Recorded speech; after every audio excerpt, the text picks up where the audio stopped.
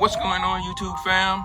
It's that time of year again where I bring you guys my top pickups of the year. So I had so many sneakers I collected this year, and I'm gonna keep it to my top 10 pickups.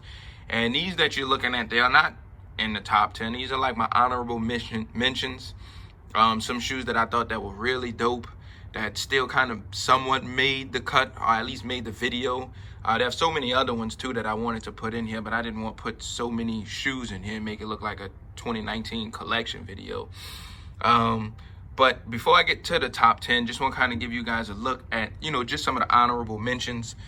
Travis had a phenomenal year this year. So, I have the 6s and the Air Force ones in here. So yeah, the Jordan 1 high, those actually made the countdown. So I have the low top too. I just didn't want to fill my countdown up with stuff from Travis. The Blue to Greats, even though it's a mid, I think that was a dope shoe. Cactus Plant Flea Market, they killed it this year, and these were IDs. That's why I didn't really put those in, because you could kind of put your own spin and twist on them and make them look how you wanted to. This Michigan 5 was a slept on shoe. I thought it was dope, and barely made it, but like I said, it's a mention. You got the Susan Air Max 1s, and the only reason these three iconic silhouettes didn't make it, just because they've retroed before. It's not anything new. It's just a retro of a shoe that released multiple times already. So I thought it's worth mentioning. They are classics. They are favorites of mine, but they didn't make the top 10 just because I said, like I said, they released before. So these are the honorable mentions, guys. Just want to give you guys a quick look at some of the kicks that I picked up this year, but didn't make the top 10 list for my top 10 pickups of 2019. So with all that out the way, let's get the countdown started off with number 10. All right, guys, kicking off things and coming in at number 10 are the Viatech Dunk Lows. This shoe released like in the early 2000s, and we got a retro somewhere around 2012, 13, and then we got another retro recently here in 19.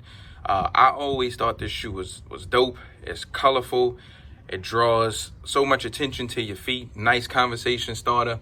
And I just thought they were dope. I love Dunks, love SBs, and just this colorway in particular I thought was really, really sick. It came out towards the later end of 2019, but it slid in and made it on the list as number 10, the Viatech Dunks. Coming in at number 9 are the Dog Walker SB Highs, or Walk the Dog SBs, whatever you want to call them. Nike and SB, they came back strong this year. I felt like SBs had been dead for a while, but they've been dropping some really dope collabs this year. And I'm usually a fan of SB lows mainly. Every now and again, there's a nice high that come out. And I thought when they dropped these, I thought these was so dope. Just the thought and the collab and the whole process that they did with the extra little poop bag, with the extra set of laces, the grass, the Dalmatian print, the leash material, the dog collar, even the like you stepped in dog poop on the bottom. I thought that the Nike Dog Walker, or Walk the Dogs, whatever you want to call these, I thought that these were sick. I hadn't worn them yet, obviously, as you can see, but I think that these are real dope. Definitely draw that attention to your feet. And these came in on the list. These made it at number 9. Coming in at number 8 goes to the New Balance and Bodega collab. It's the No Bad Days. I thought this shoe was amazing. I'm a huge fan whenever New Balance and Bodega collab, and their shoes are usually so hard to get. They're the No Days Off and No Bad Days, and I was able to get my hand on this one, and I love the shoe. I think it's dope. You don't see a lot of these out on the street, and it's probably a surpriser for some, for this to even be this high up on the list. But I thought that New Balance killed it. Just how they did the different materials on one side of the shoe and the different patterns on one, and you get to the inside, you can see it's a different pattern and material that they used. And like I said, I'm a huge fan of New Balance, and especially when they do collabs. And they came with extra set of laces and all that stuff too. But I thought that these were sick. This silhouette is sick. It's real comfortable. And these, slid up and they made it on this year's list. The Bodega New Balance on the 997S silhouette. Coming in at number 7 goes to the Yeezy Boost, 380 in your Alien colorway. I've been waiting for a while for Adidas and Kanye to drop a new silhouette because they just been flooding us with the 350 V2s. They doing a lot of 700 V1s and V2s, and they finally gave us a new silhouette, and these actually just made the list. They came out towards the end of the year, and when I got them in, I immediately fell in love with them. The shoe is extremely comfortable, probably by far the most comfortable shoe in my entire collection. I'm looking forward to more colorways and seeing what else they do with this model. I think it's a really, really dope shoe. Hopefully that they make more colorways and they re-release this one just more to a general public, just so everybody could get their hands on them and try them. Like I said, this shoe is really, really comfortable. It looks dope on feet. I think you could rock it with shorts, jeans, joggers, whatever you want. I think it's a really, really dope shoe. And like I said, it's something new for us to finally get from Adidas and Kanye West. So here you guys go. The Alien 380s made the list. Coming in at number 6 has to go to the Trophy Room 5s. The Trophy Room store, you know, I guess they're getting ready to open up a new location, but before they were closing down the old one, they went out with a bang and they released a ton of these, but it was only to the residents out in Florida, close to where the store is. These made the list so high because I had a homie.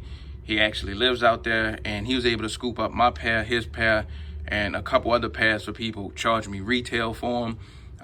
And then now this shoe is like reselling for well over $1,000. And he didn't have to do that. Just for him looking out and seeing that the sneaker community still have some good people out there who's willing to look out for you. That's why I had to put these so high on the list. That plus it's a dope shoe, has a nice meaning behind it. The box is dope. They went with the, you know, special outsoles. It's a numbered pair. These are really, really clean to me.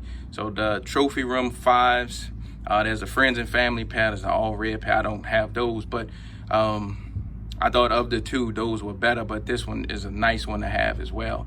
So these are number 6 on the list, your Trophy Room Jordan 5s. All right, guys, halfway through, we're at the top 5 mark.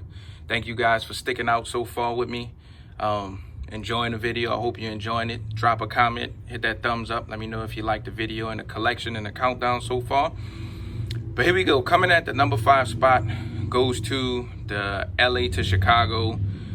I just thought these were sick. I'm a huge fan of the Jordan 1 silhouette and model, and then saw when you could rub the paint off and then unveil like a Chicago colorway, and that's my favorite Jordan 1 silhouette like of all time. Just seeing that you could kind of customize this and put your own touch to it, I just thought this was amazing. When I rocked these when I was out in LA, I got so many compliments on them.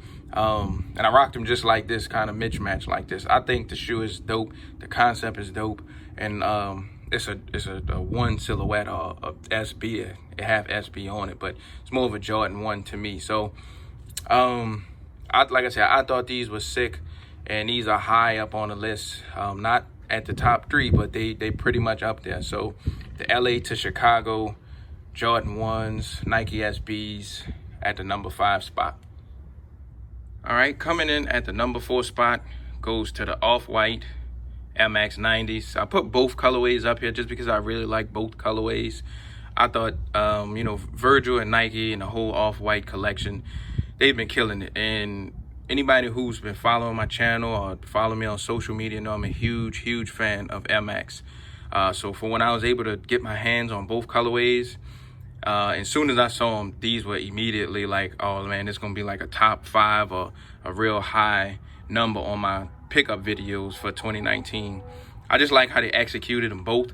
I think if I had to pick, like if I have to put one of these on the list to be at the number 4 spot, it'll probably be this one, but just because it's something different. You don't see this color much on sneakers. And you know, I changed the laces out because it had these color laces in, but I put this in just to add some pop to it. But it's still both of them are still really dope. I think this just is, you know, if it didn't have the Off-White branding and the distressed look, this would look like a regular MX 90.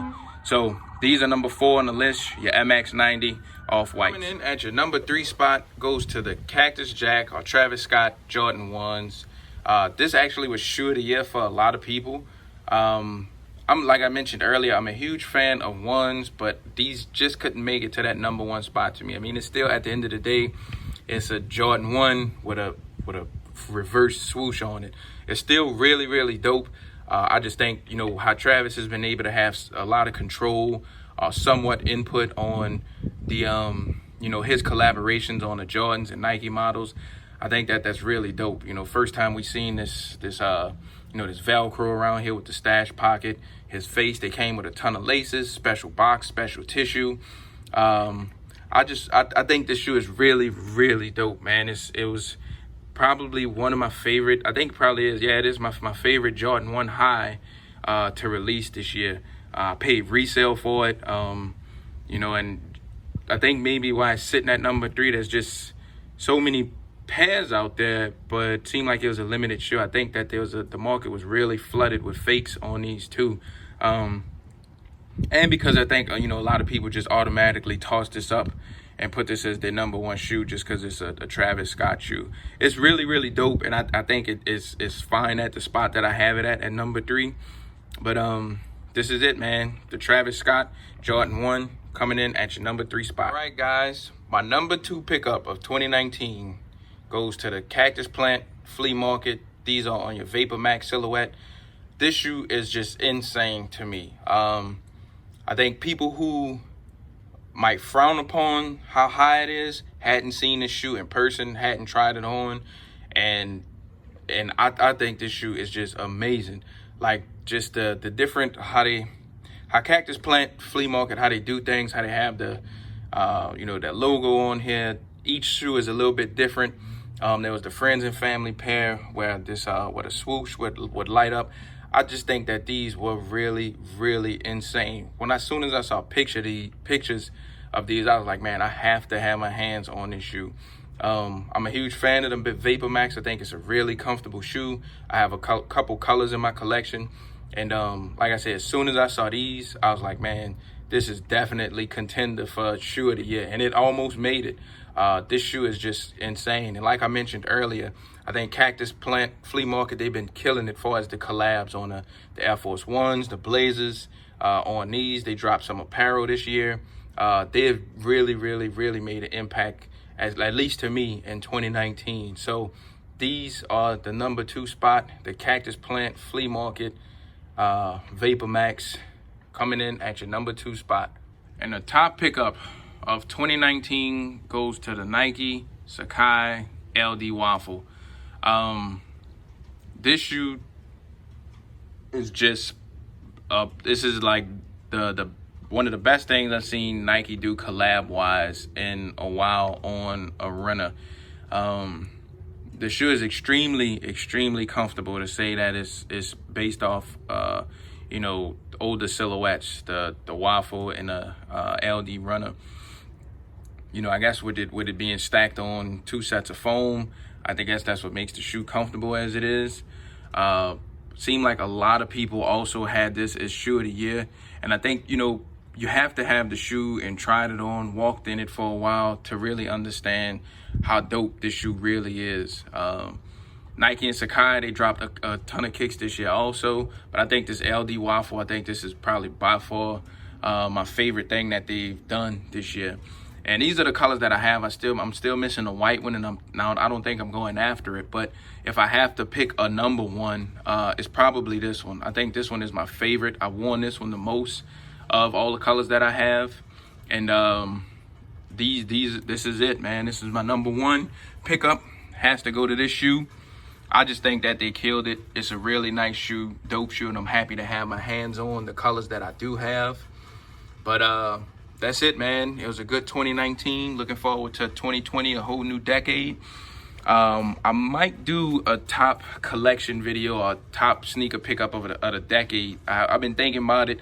It's just taking a while for me to go through some of my kicks to see what all kicks released in the last decade and put a video up. But saying all that to say, man, I appreciate all the love and support y'all been giving me all this year and throughout the years. Drop a comment. Let me know what you guys think of my top 10. Let me know what your top 10 or top 3 kicks are. Thank you guys for watching. I'll see y'all later. Stay tuned. All right, guys. Peace.